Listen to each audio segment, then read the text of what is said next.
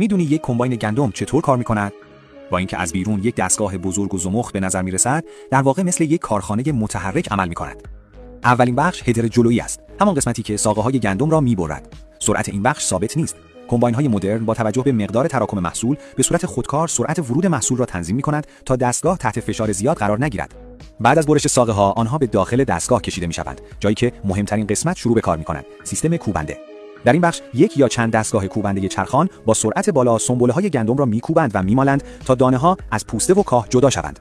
سپس مخلوط دانه و کاه وارد سیستم تمیز کننده می‌شود.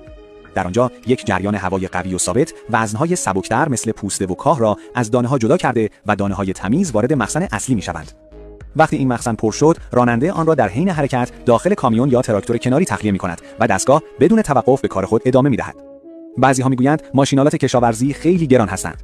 اما وقتی ببینی کمباین در یک عبور چقدر کار انجام می‌دهد، از برش، جمع‌آوری، کوبیدن، جدا کردن کاه، باد دادن، تمیز کردن و ذخیره کردن، می‌دانی که گران نیست.